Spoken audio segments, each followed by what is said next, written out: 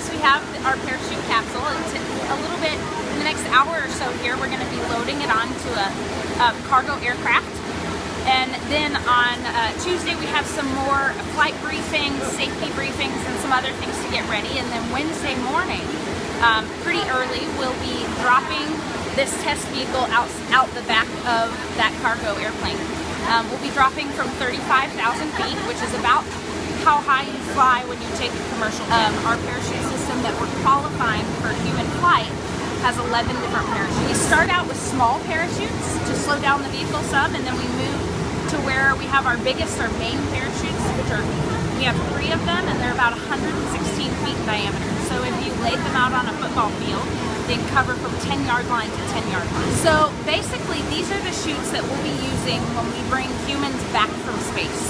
Whether we're going to the moon or going to Mars, when we come home, these are the parachutes we'll be under. This is actually our final qualification test. And then at that point, we'll do some analysis and different things to verify our requirements. And then at the end of that, our system will be qualified to carry humans back to space. So Orion has 11 parachutes on board.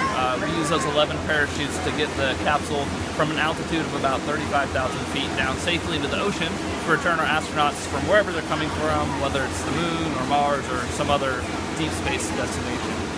So the first 3 of the 11 parachutes are called the forward bay cover parachutes, and their job is to lift the cover off the boat. So you can see we've got that silver cover up on top.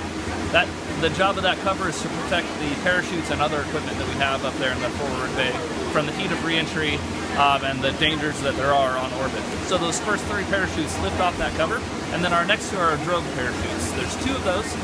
Each are about 23 feet in diameter, and their job is to slow the vehicle down from about 350 miles an hour down to about 150 miles an hour. They also stabilize the vehicle because if we didn't have them, the vehicle could tumble forward, and we don't want to deploy the rest of our parachutes while we're apex forward. So those next 3 that we will deploy are the 3 pilot parachutes.